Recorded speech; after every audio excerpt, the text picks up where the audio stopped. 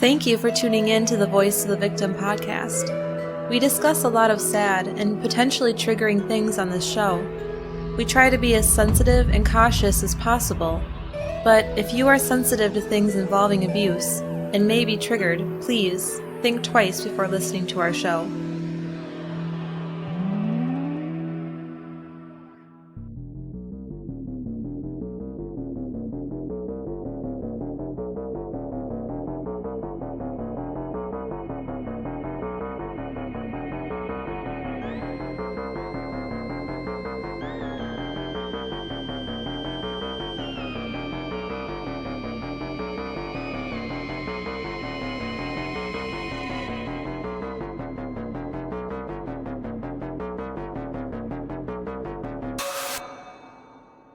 Hey guys, welcome to the Voice of the Victim podcast. My name is Ryan. And I'm Rosie. How are you doing, Rosie? Oh, I'm good. It's dark and it's only 7, so that's depressing. How are you doing, Ryan? Well, I just got home from work, like a 13-hour day. And if you're wondering why we didn't upload an episode last week, that's why. So I've been working a lot of 12, 13-hour days and haven't had time. So Be nice to your mailman. So we appreciate you guys tuning in. We're sorry that we missed a week, but it might happen a couple times here and there between now and Christmas. You might know this already, but I work as a mailman, and this time of year is really busy. So I'm going to do my best to stay with it. But tonight, the case takes place in Springfield, Missouri, which happens to be the same town where the Dee Dee and Gypsy Blanchard story took place, which is the third case that we ever covered. I remember it like it was yesterday. Well, I think that's because we just re-recorded it not too long ago. Yeah, that's probably right. I think a good chunk of our listeners actually found us through that story because of that Hulu show. So who are we talking about tonight, Rosie? And tonight we're telling the story of Rosalynn McGinnis. Which is a request from a listener and patron named Hannah. So thank you, Hannah. We appreciate it. Let's jump into it. All right. Rosalynn McGinnis was born on May 14th, 1984, to Gayla Joan McGinnis, and they lived in Springfield, Missouri. And there are not a lot of details in this story, so we're mostly working from the Kansas City 41 Action News, or KSHB, and articles from the Washington Post, as well as some videos from People TV and a blog from investigative reporter Mary Cummins, who curated a few court documents from the case in the story. So those are our sources. We just want to get that out there. We're going to try to start citing our sources more often. But this isn't a huge, high-profile, like super famous case, which is kind of surprising to me with all the details. Rosalynn was an honor student, and she had ambitious goals from a young age. She wanted to be a veterinarian when she grew up. And she also took violin lessons and wanted to become a violin teacher, which is really cool to me because music's such a huge part of my life. So she was creative, and she was also smart and ambitious. Rosalynn also felt safe in the neighborhood where she lived. She and her friends would play together at a park just a few blocks away from her house. Rosalynn's cousin, Dana, who lived 3 hours away in Kansas City, mentioned that the families weren't very close growing up, besides occasional get-togethers. She also had a couple brothers. Their identities are pretty protected, but there were at least 2 of them. When Rosalynn was still a child, her parents split up and her mother got custody, so her father was no longer a part of her life. One day, her mother, Gayla, was handing out flyers spreading the word of a neighborhood watch group. This is when she met a man named Henri Piette, who had been from Mexico. He lived in the neighborhood, and they started talking and became friends pretty quickly. They grew to be pretty much best friends, and one thing led to another, and they started dating. Eventually, Henri asked Gayla to marry him, and she said yes. So now Rosalynn has a new father figure in her life, and hopefully she would be able to become stable again after whatever unrest the split of her parents caused her. But, of course, it's never that simple if we're talking about it on our show. When Rosalynn was 10, Their newly formed stepfamily moved from Springfield to Wagoner, Oklahoma. Which is about 4 hours south of Kansas City, making the distance between her and her cousins even longer. So this isolated her from her family, and they kind of lost contact after that. They moved into a small house at 115 North Moss Avenue in Wagoner. It was about a 900 square foot home with one bathroom. Oh, our house. Yeah, exactly. So, but they had 3 kids, so that would be pretty tight. It's pretty tight with 3 cats, let me tell you. Yeah. But within a couple of years, the family moved again 2 more hours south to Pato? Pato, Oklahoma. Oklahoma listeners, if there are any, please let us know if we totally butchered that. But I believe it's Pato. Thank you. So once they moved there, Rosalynn started attending a new school called Pansy Kid Middle School. That's a different name for a middle school. The Pansy Kid Middle School is named after Pansy Ingle Kid, who was born in Paris, Arkansas. She earned degrees from Indiana University and Oklahoma State University and continued her studies at the University of Oklahoma, Temple University, and UCLA, and taught 42 years at Pato schools and retired in 1960. So that's what the name of the school is from. It's just kind of an unfortunate name to have, I guess. Yeah, well, pansy's a flower, isn't it? Yeah, but it's also can be an offensive term. Yeah, I wonder when that started. Because my dad used to call me that. Nice. Yeah, it was very nice. During the 1996 to 97 school year, Rosalynn was in 6th grade. She was in class on the afternoon of Friday, January 31st, 1997, when she was called to the school office. A young man was there to pick her up, and she left with him in a small gray pickup truck around 1:20 p.m. After this, she wasn't heard from again. At this time, she was 12 years old, and Gayla started to panic. Gayla reported them missing. The police report said she was wearing blue overalls and a dark shirt. She had red hair, grown out past her shoulders, and blue eyes. They described the man as well-dressed, in either a uniform or a suit, and appearing to be around 18 years old. So the suspect they're looking for is pretty young. They estimate only 18 years old, but they had no leads on who it could be. The suit or the uniform is strange. Yeah, so maybe like a secret boyfriend or something that no one knew about. Like they were going to get married, you mean?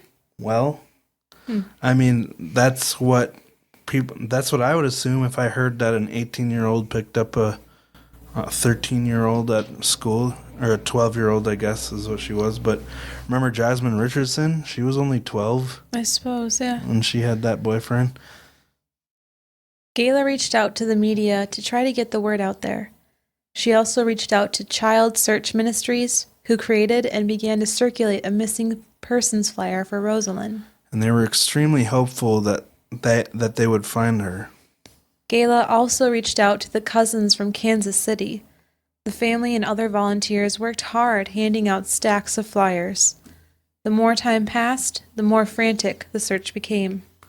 So the cousin we mentioned earlier, Dana, said the search was really overwhelming because there was so much space to cover searching for this one person. And, I mean, that's how it is for every missing person search, you know? They have no idea where to begin, especially if they don't know where the person was last seen. I mean, here, she was last seen at the high school, but, like, there's still so much space to cover, and I can only imagine how helpless her family would feel trying to find her and how overwhelming it would be. A week passed, and they found nothing. Then another week, and another. Eventually, people began to lose hope, and around 3 months later, shortly before her 13th birthday, the search was called off. Yeah, so they just hit a brick wall and lost hope because nothing new was coming out. And yeah, that had to be a really tough time. I can't imagine calling off a search for my child. I know. Like, how defeated would you feel? So it was silent for a long time after this. Nothing new came out. But now we're going to fast forward 19 years to 2016. And now we're going to introduce a few new characters. These people are very important to the story. They're from a state in Mexico, which is difficult for us Minnesotans to pronounce. But I tried my best to find the correct pronunciation. I found two different pronunciations from different sources, so I'm just going to say them both, and we're going to stick with the one that was most common. It's Oaxaca, Mexico. I saw another pronunciation that was Oaxaca, or Oaxaca. Sorry, but we're going to go with Oaxaca because it seemed to be more prevalent when I was looking for it. It was more common, so that's where these people we're about to introduce are from. Oaxaca, Mexico. And if any of our Mexican listeners want to correct us or verify that we're pronouncing it correctly, feel free to reach out. So, Rosie, who are our new characters in the story? Well, Lisa and Ian are an older couple from Oaxaca, Mexico. We can just say Oaxaca. Okay. I was just trying to phonetically, sound it out. But. Oh, okay. Neither of them were born there, though. Lisa was from the U.S. and Ian was British. And we don't know what their last name was because they kind of tried to keep their identity private, but they're just a really sweet older couple. One day, Lisa and Ian were at a local supermarket. They were standing in line for the checkout, and there was a family in front of her with 2 carts full to the top with groceries, and several kids.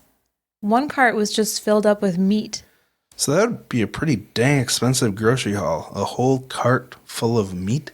Sounds like your type of grocery haul. Yeah, especially when I'm trying to eat keto. But after all the items were added up, the family didn't have enough money to pay for the whole bill. So Lisa and Ian gave them what they needed to cover what they couldn't pay. And they seemed like really kind and decent people. That's super even nice. Just from this. But yeah, let's continue. The woman was very grateful for her help. Her name was Stephanie and her husband's name was Bill. It seemed like they were really struggling to get by. The kids were barefoot, but very friendly. Lisa and Ian were drawn to the family and started becoming good friends with them. The kids loved them. But sadly, soon after this, Bill and Stephanie took their kids and moved out of town into a small village in the mountains of, I already forgot how to say it. Oaxaca. So we got these 4 new characters. We got Lisa and Ian, the sweet old couple, and we have Bill and Stephanie, the couple with very many kids. I believe there were 9 Very many kids. But in the short time that Lisa and Ian knew this family, they had really bonded with the children. So even after they moved, they tried to stay in touch, and they would visit the family at their new home. When they arrived at the family's new home, the kids were so excited to see them. They were hanging off the front of the balcony. Their new home was extremely isolated, and they didn't see people very often. But Lisa had a weird feeling when they showed up at the house for the first time. She felt like something was just not right about this family and their living situation. I guess it was more of a fact that they were so isolated, and also the sleeping arrangements were kind of weird to her. Lisa saw that the children slept on foam exercise mats on a concrete floor. The mats were laid down inside 3 small rooms next to each other. Lisa described the rooms as more like 3 stalls in a line, each about the size of a walk-in closet. But she didn't see any pillows or anything, just exercise mats. And we forgot to mention there were 8 children sharing the space of 3 walk-in closets, because Stephanie and Bill, they had 9 kids, but one had already moved out. But this family just seemed to be extremely impoverished if their kids had to sleep in 3 stalls. Right. Very strange. On the Lisa. exercise mats, too. That's so uncomfortable. Mhm.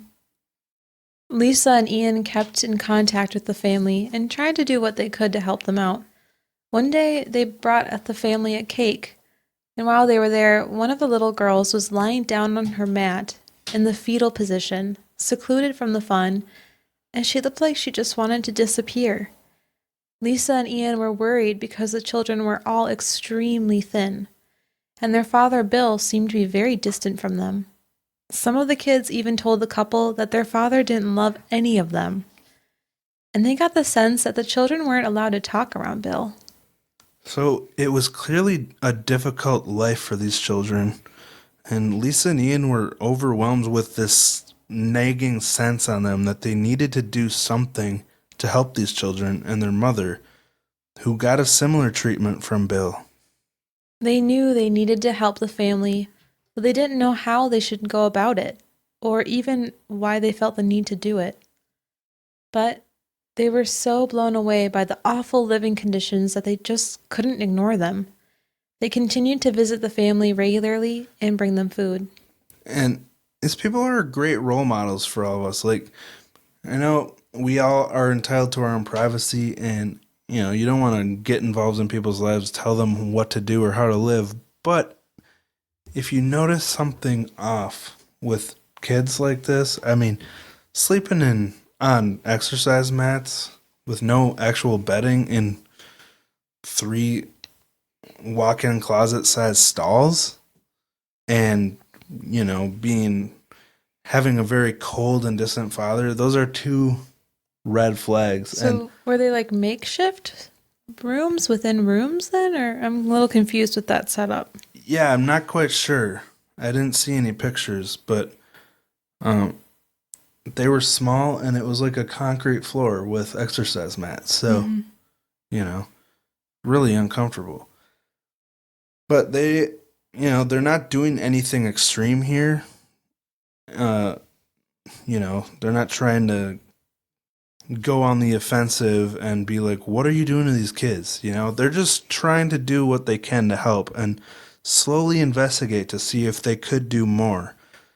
And it's so easy to turn a blind eye to red flags like this because it's not convenient, but it's the right thing to do. And it's, one of the things we always try to think about when we're talking about these stories is like, what would I do in this situation?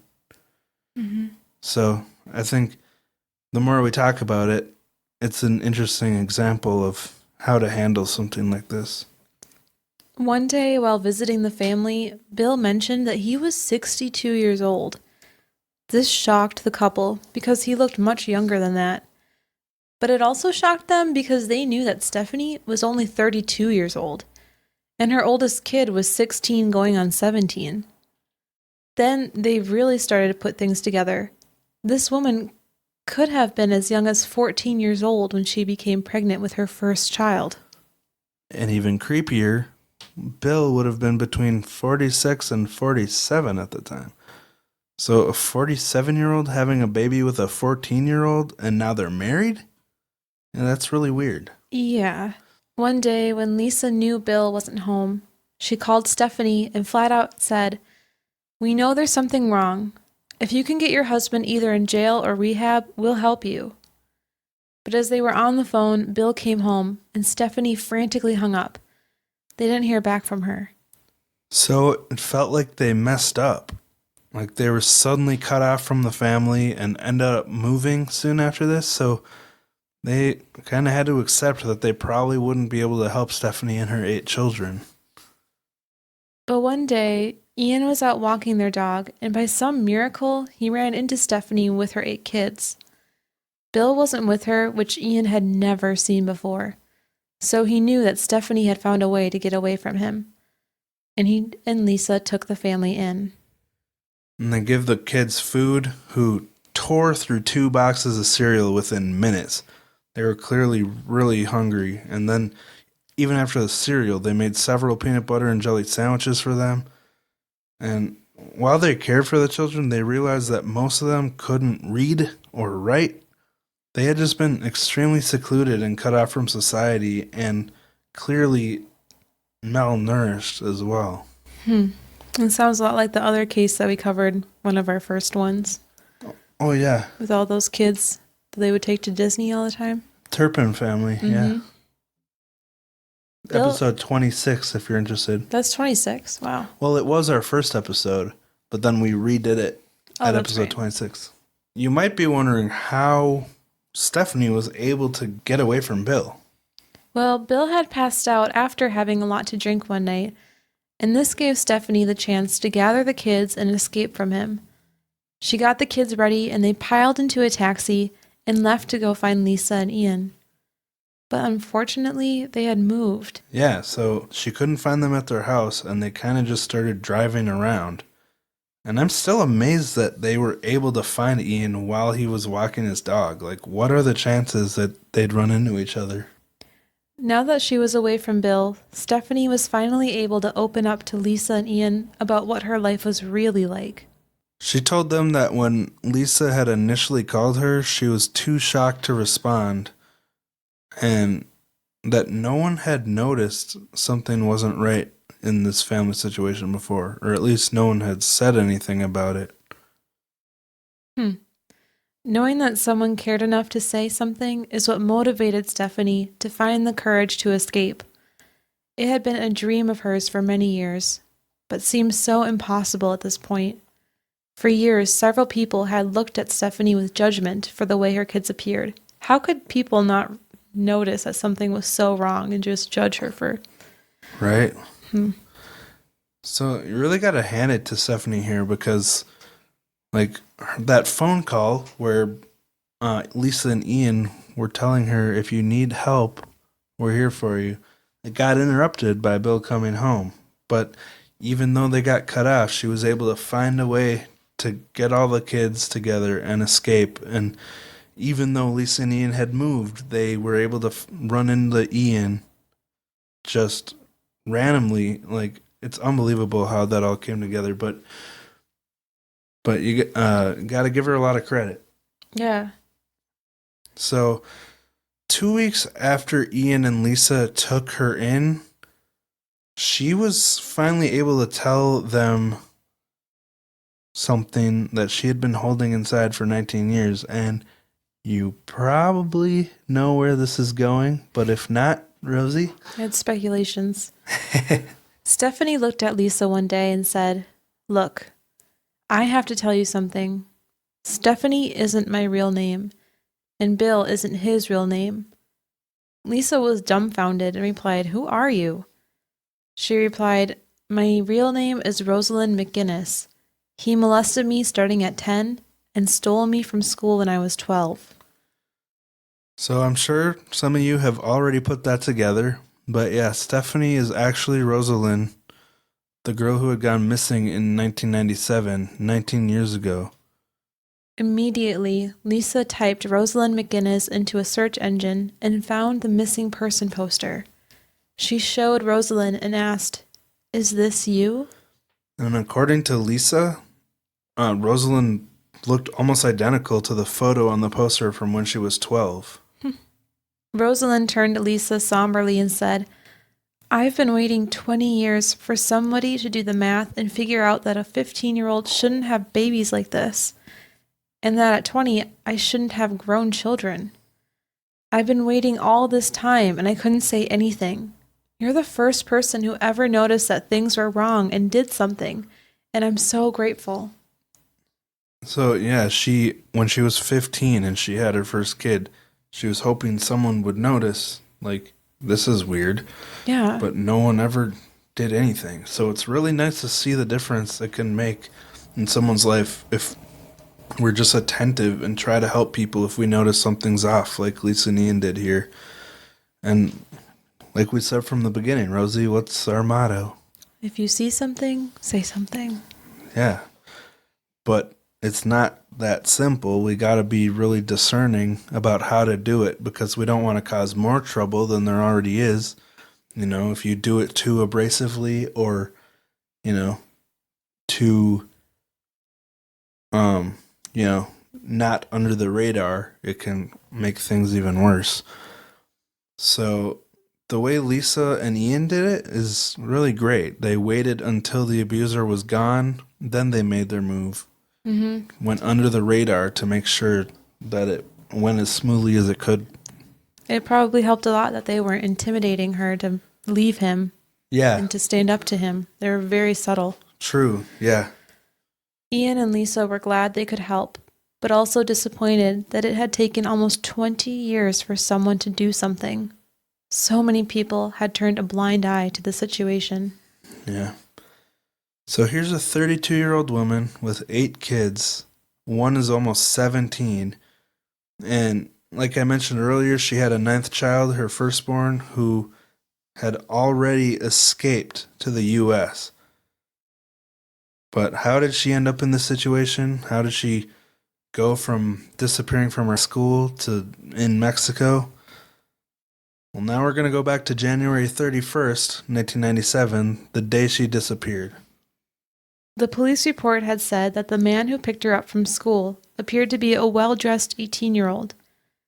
But it turned out that it was actually her mother's husband, Henri Piette. Who would later go by the name Bill. So remember how Bill looked young for his age when he told Lisa and Ian he was actually 62? Well, that's why the school thought a 46-year-old man was only 18. Which is crazy. Yeah. When Henri picked up Rosalynn from school that day, she had no idea why he was picking her up early. He just kept driving and took her to Tulsa, Oklahoma, where they stayed at a hotel. That's when he told her that she would not be going back to her family. He told her that if they were caught, she would get locked up in a mental institution because she had allowed him to abuse her. So can you imagine? That's very manipulative. As a 12-year-old, getting all this piled on you at once, and that you'll never see your mother and brothers again, and that if you run away, you're the one that's going to get locked up. That the abuse is your fault as a child. This became his primary way of controlling her, and it's something that's really common, don't you think? We mentioned that she told Lisa that she'd been molested by Henri since she was 10. Rosalynn had made a statement that, quote, he knew exactly who to target and how to get what he wanted. He was never a stepfather. He was a child predator who moved into my neighborhood and targeted my family. It's like life stops the moment you're abused. It's imprinted on your mind. It's so unfair to have to go through this. But now we're going to go through the criminal complaint documents that detail what Rosalynn told the police after she finally made her escape. In either 1995 or 96, shortly after Henri Piette married Gayla McGinnis, at the little house in Wagoner, Oklahoma, Henri first raped Rosalynn when she was only 11 or 12 years old. Of course, she was just a little girl and had to recount all this over 20 years after it happened, so she can't be perfectly specific on the dates, but It's understandable. yeah. Around the same time, Henri took her to the van and had his son, Toby Piette, officiate a marriage between him and his stepdaughter. What? How weird is that? Apparently, Henri gave her a ring at the time, and I couldn't find any more info on Toby, the son, but that's so odd that he had his son marry him to his stepdaughter. But what's really odd is that Henri had this little ceremony 2 days before he married her mother, Gayla. So he married his mother-in-law after? Because he married Rosalynn 2 days before he married Gayla. So that makes Gayla his mother-in-law. Well, it couldn't have been official. She was too young to get married. Maybe the kid thought he was doing like a father-daughter thing or something. Well, it was official in his mind. Yeah. So it's weird. I guess the whole thing's weird because it's weird to marry an 11-year-old. So this means that he married Rosalynn on March 31st, 1996, when she was only 11. It turns out that Henri had another family that Gayla didn't seem to know about. After Henri took Rosalynn from her school, he dyed her hair black and forced her to wear fake glasses so no one would recognize her. Then he brought her to meet his other children and introduced her as their new mother. What? He told her about that part. That is freaking weird. So he's got a second family on the side. That's just... And these kids are going to believe this? That this 11-year-old is their new mother? He told her that her name was no longer Rosalynn McGinnis, and he would change her name several times, the latest being Stephanie. This is just so much for a child to experience, and Rosalynn was so distraught. All she wanted to do was cry, and she wanted to run away. Gayla actually divorced Henri in 1998, but couldn't find him to serve him, so she served him via publication. So, just can you imagine living in this? I mean, it's common with kidnap victims that it's just such a strange place to be in your life, to have your entire life in the control of this other person that doesn't care about your well-being, and you're just stuck in this spot. And can you imagine how stressful that would be, and the anxiety? No, I can't. Henri dragged Rosalynn all over the U.S., staying in random hotel rooms to evade being found. Just some of the states they lived in for periods of time were Texas, Montana, Idaho, New Mexico, and Arizona, before eventually making their way down to Mexico. But occasionally they would return to Oklahoma, where he would force her to write and mail letters to make people believe she was still in Oklahoma. Wow. So that's sinister. Like, all a letter can tell you about where the person was is the nearest USPS plant to where the letter was mailed. And by the time the person receives the letter, the mailer can be nowhere near where they actually mailed it from. So it's such a sinister way to just torture the family. It's like, I'm still alive, but you'll never find me type of thing. It's really... ugh. Henri continued to sexually and physically abuse Rosalynn. He not only raped her, but he also beat her, using various items from wooden boards, baseball bats, and beer bottles, to even using an assault rifle as a blunt weapon against her. Within a few months of her kidnapping, she was pregnant, but she didn't even realize it until she suffered a miscarriage. Henri forced her to flush the fetus down the toilet of their apartment. Oh, it's really terrible. I know. Wasn't that the beginning of a Law and Order SVU episode? Except Actually, the baby was alive? No, that's a different show. It was a different cop show that we tried to watch. Oh, you remember that? Yeah. Huh. If you know what we're talking about, write in and let us know, because I'm really curious now. When they moved to Mexico, they finally settled in one place. Which was an old mobile home with a rotted out floor and no utilities. Gross. So there wasn't a floor? Well, it was rotted. I mean, I'm sure there was a floor because they had to walk on it, but there were parts of it that were probably like really mushy and gross. Oh, it's disgusting. So not only is he forcing her to live in this terrible, nasty house, but he's beating her with different objects and raping her over and over again. It's just... The verbal, physical, and sexual abuse was a daily thing. She was only 15 years old when she gave birth to her first son. He was born in the back of a van. Henri forced her to go beg on the streets for food to feed her baby, because whatever money they came across, he would spend it on alcohol and drugs. Yeah. It also turns out that Henri was involved with the Mexican mafia and tied to a lot of illegal activities. So he was a scary man to live with. But Rosalynn was a pretty creative person, and she thought of another way to make money besides just begging. Rosalynn started making homemade ice cream and selling it. Which is a great idea for Mexico. It's hot there.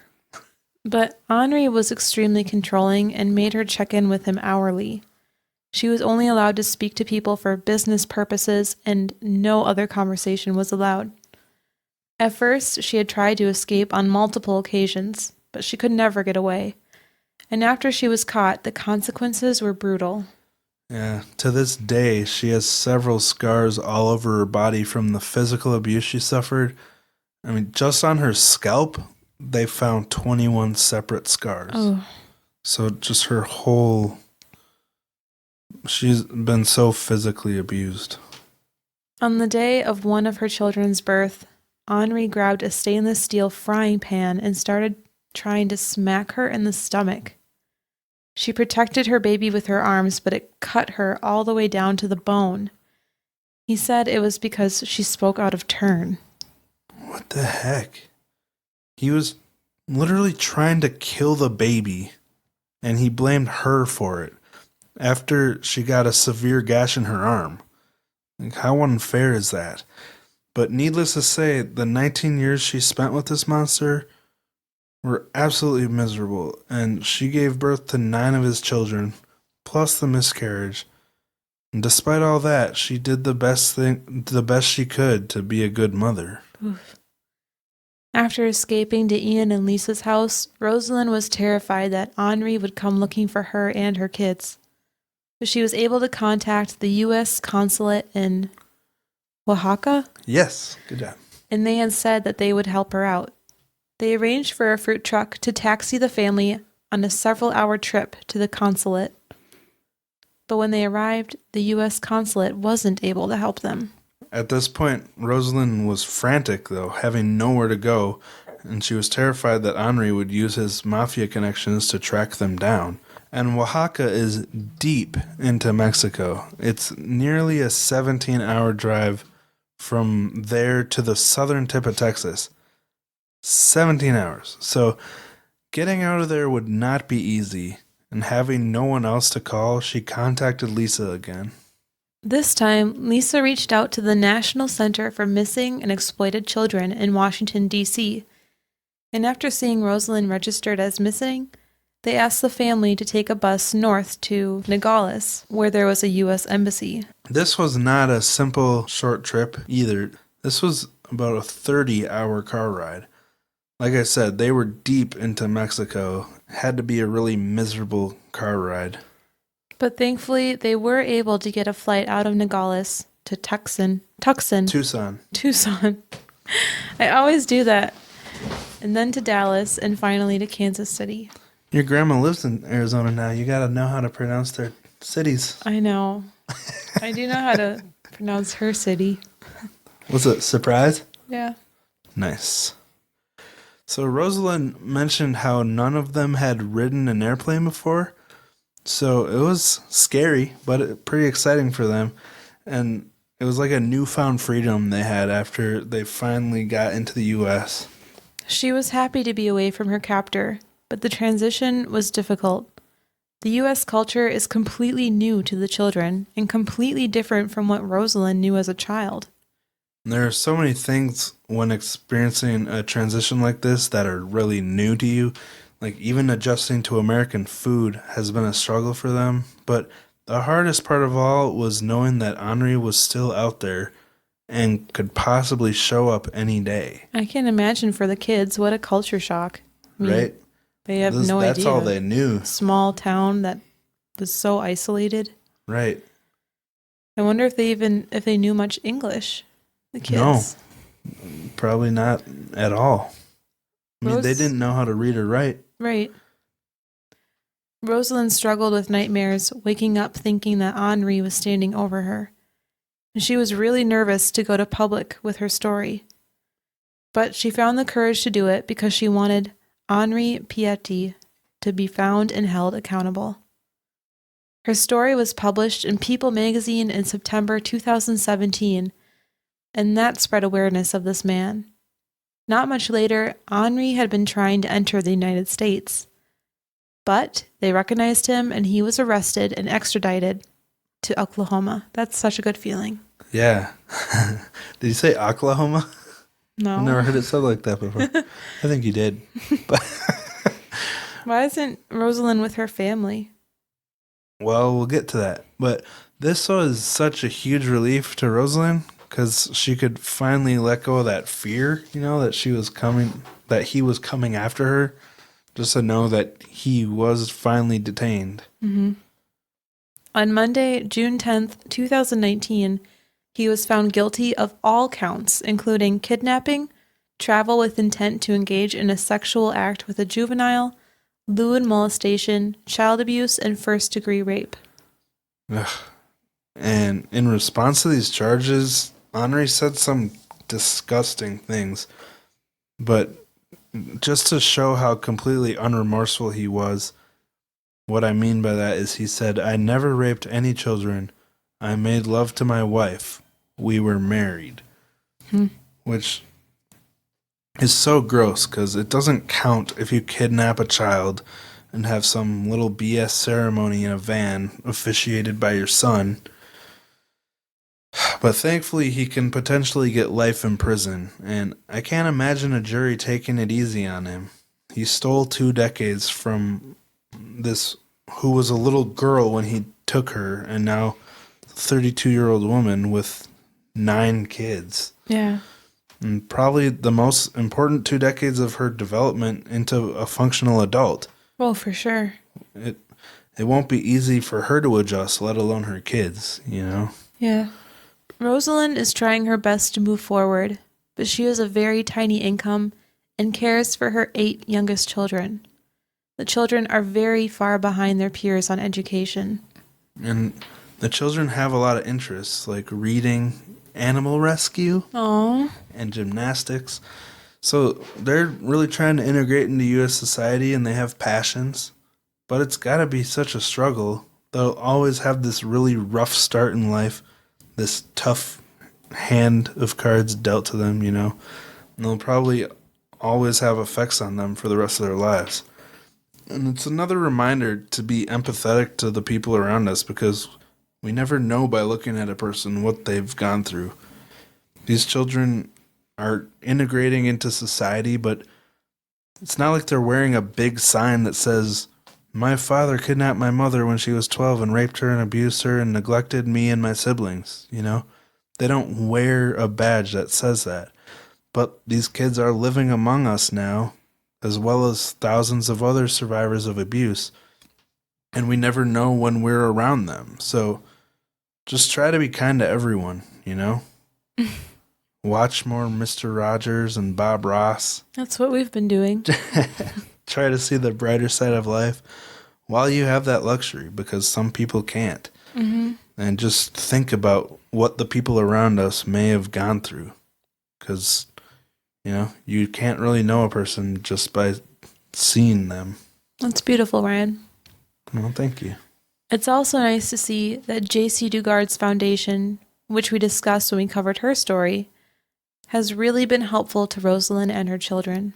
And in case you aren't familiar with that, the Jace Foundation provides support to survivors of long-term abuse. And if you haven't heard our coverage of her, go listen to episodes 53 and 54, where we tell her story. Another very resilient woman. JC told People magazine that Rosalynn is going to accomplish everything she sets her mind to. She has confidence in her fellow survivor. Rosalynn plans to move her family into a house and work towards owning it. The house needs a lot of work, but they had already gotten started on clearing out the garbage from the yard of the home and cleaning the inside. She said, "I want my children to have the life I never had, and this includes a place to call home." They also kept in touch with Lisa and Ian, who helped them make all this possible. That's so sweet. I know. Ian said, "I hope that people don't judge them and think that this is some kind of self-inflicted wound. They basically are victims of a circumstance they never asked for." Exactly. And like I mentioned before, Rosalynn, she has all this responsibility suddenly put on her because she was raped by this man who kidnapped her multiple times and now has all these kids. But even though she was put in this situation by a monster, she's doing her best, and she's doing what she can to take care of her children. Right. So, you know, that it just shows the difference in character, how selfish Henri was, and how selfless and kind Rosalynn is. Right. In fact, Rosalynn is just thankful to be alive, and she said, "It's a miracle I'm sitting here today." So that's a powerful and inspirational story. Finally, one with a happy ending. It's been a while. Well, happier. Yeah, happier. So, do you know anything about her relationship with her mom? No, I looked up her mom. She's, from what I could find, living in Florida. But, I mean, there wasn't much information about their relationship. So Interesting. But, it's going to be a struggle for this family for the rest of their lives. But it's good to know that they're safe now, at least. Right. Totally. So, thank you guys for listening. Now we're on to the review portion of our show. And which one do you want to read, Rosie? I'll read the second one. All right. Well, the first one is entitled, "You Two Are Awesome. 5 stars. Thank you so much." It says, Hey Rosie and Ryan. I just recently started listening and love your podcast. I've always been obsessed with true crime shows / documentaries, but recently started listening to podcasts in the car and while getting ready in the mornings. VOV is one of my go-tos. I love how it's not too formal and you guys make it relatable. I also love how you focus on the victims rather than the perpetrators. I have a similar story as Rosie, and it was refreshing to hear her share, even knowing that there could be scrutiny. So thank you, Rosie. And Ryan, I have allergies and asthma too. Don't let the rude comments get to you. Your voices don't bother me one bit. Keep on doing what you're doing, guys. You are making a difference. From Tay Brienne. Or Brienne? Brienne of Tay. From the United States. So thank you again. That's really sweet. And I love that you appreciate that it's not too formal, because sometimes I'm self-conscious about how informal we are when I listen to other podcasts that are so much more professional than we are. But you know what? It is what it is. You ready for the second review, Rosie? Mm-hmm. It's entitled Love, 5 stars. Been binging all day. Love listening to you two. Great work, care, and detail. From Tate Serg. Sweet. Thank you, Tate.Serg. Appreciate that. Man, I had a rough day today, but I was excited to come home and record because we missed last week, and I don't know, something about doing this gives me a little bit of energy when I get home, and I've had fun tonight recording. That's really sweet. It's nice doing this together. Instead of coming home and working on a hobby by myself, work on a hobby together, and we're still spending time together, so that's pretty fun. But anyway, we're going to do our best to keep releasing regular episodes during this busy work season because people think that we make a difference, and that's really cool. And Rosie, do you want to talk about the conversation you had, or should we talk about that later? With my mom? Yeah. What did I say? You just talked about how since you shared your story, you've gotten to a new level of healing. Like, oh, yeah. How you're able to talk about it now and be okay. No, yeah. I don't get the anxiety and the shame and the guilt anymore. Yeah. Just a good healing process to get your story out there and then have other people comment on it in a positive way, you know?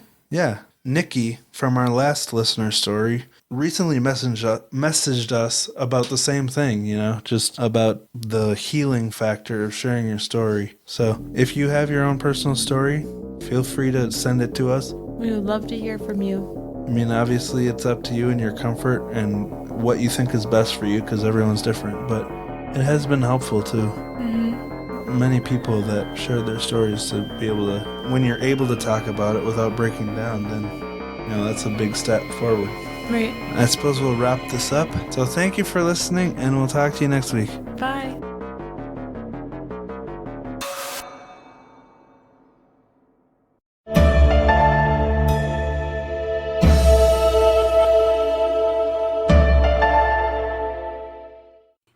Everybody has a story, and not all of those stories are clear black and white issues, even when we think they are. We wonder, how did this happen? Or what is that like? Or what happens next? Are you sure you really want to know? This is Ignorance Was Bliss at IWB Podcast.